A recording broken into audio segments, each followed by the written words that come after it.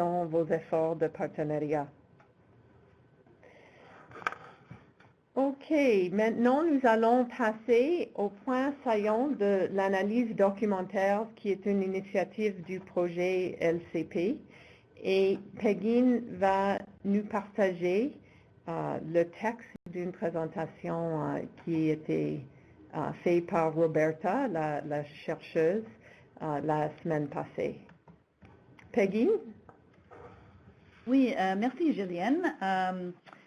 Comme vous avez mentionné, Roberta Timothy, une coordinatrice du projet à OPHA, est chercheuse principale pour notre analyse documentaire. Elle a partagé pendant notre webinaire anglais jeudi passé une synthèse de la littérature. Aujourd'hui, je vais lire un texte adapté de sa présentation.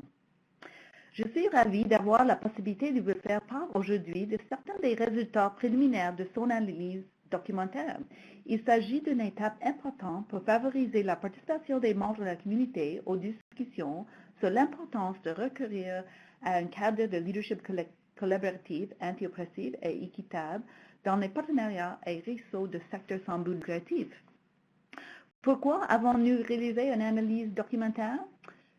Pour découvrir des documents et ressources qui peuvent aider les organismes à élaborer et maintenir des cadres de leadership collectif équitable et anti-oppressif pour soutenir les partenariats et réseaux dans une optique de l'inclusion et pour cerner les lacunes dans la documentation et mettre en lumière les partenariats et réseaux collaboratifs communautaires existants, connus ou non, pour faire état du travail déjà accompli. On a adapté pour l'examen de la portée une méthodologie s'appuyant sur une perspective anti-oppressive. Plus de 400 documents ont été passés en revue. En ce qui est trait aux résultats préliminaires, on a découvert que le leadership collaboratif suscite de l'intérêt tant dans le secteur privé et que celui des organismes sans but lucratif. Voici les 4 thèmes. Globalement, le principal sujet relève dans le cadre d'examen de la portée pouvant être repris dans les 4 domaines suivants. Et vous voyez ici les 4 thèmes.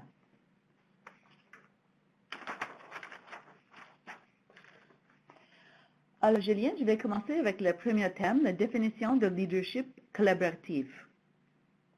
En ce qui concerne la définition de la caractérisation de leadership collaboratif, les résultats portent à croire qu'il crée un environnement inclusif qui stimule les équipes et les laisse libre cours à la créativité, qu'il se situe quelque part entre les interactions transactionnelles et les interactions symbiotiques au sein des partenariats, qu'une collaboration trop poussée peut nuire au fonctionnement efficace des partenariats, qu'il chevauche le concept de leadership partagé et qu'il fait intervenir les caractéristiques, comportements et styles individuels ainsi que les interactions organisationnelles.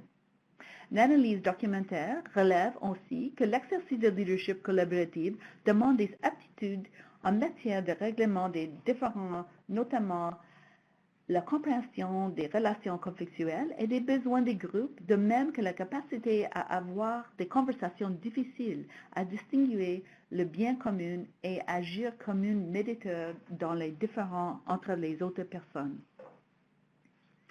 Le deuxième thème, apprentissage collaboratif, leadership collaboratif dans le secteur de l'éducation, relève de la documentation, semble constituer un aspect fondamental à l'éducation transformatrice, antiraciste, antisexiste et antihomophobique, ainsi que des pédagogies expérientielles et axées sur l'art. Le troisième thème, le leadership collaboratif appliqué aux collaborations interprofessionnelles dans le secteur de la santé. Dans le secteur de la santé, reporté au processus décisionnel et la prestation des services dans le domaine des soins de santé, selon l'analyse documentaire, il était démontré que les leaderships collaboratifs et la collaboration interprofessionnelle favorisent de meilleurs résultats en ce qui traite aux soins protégés aux patients. La documentation indique en outre que cela nécessite des changements considérables sur le plan de fonctionnement et de l'organisation des équipes et des professionnels eux-mêmes, À l'échelle internationale, par exemple, dans le cadre des activités de l'Organisation mondiale de la santé, on a constaté un intérêt manifeste pour ce nouveau secteur de connaissances.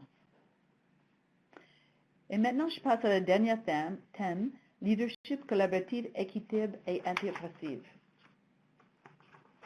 Ici, la documentation relève qu'il existe une tension entre la caractérisation du leadership dans la littérature classique individualiste sur les affaires et la gestion et les conceptions émergentes de leadership collaboratif équitable qui reposent sur un changement de paradigme. En règle générale, la recherche documentaire sur le leadership équitable dans ce domaine a produit des résultats limités.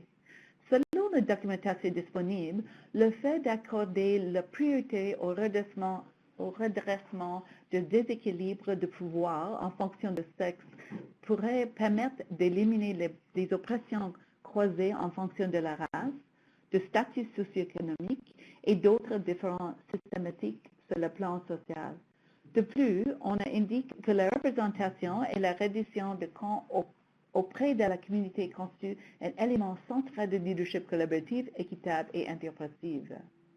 Les documents examinés indiquent également que cela demande une compréhension des divers positionnements en fonction de facteurs croisés de l'identité et des systèmes de dominance dans le contexte microsocial et individuel. En outre, la documentation aborde le rôle central joué par la résistance et le pouvoir interne pour faire obstacle au message systématique invalidant. On a lu dans certains documents des critiques de l'opposition entre la notion de leader et celle de suiveur, dans lesquelles les auteurs suggèrent de recourir à de nouveaux paradigmes et termes pour caractériser le leadership équitable. Dans le cadre que nous occupe, on utiliserait coaction, qui signifie agir ensemble. Les auteurs proposent d'appliquer ce concept à tous les membres d'organisations qui devraient des leaders coopératifs.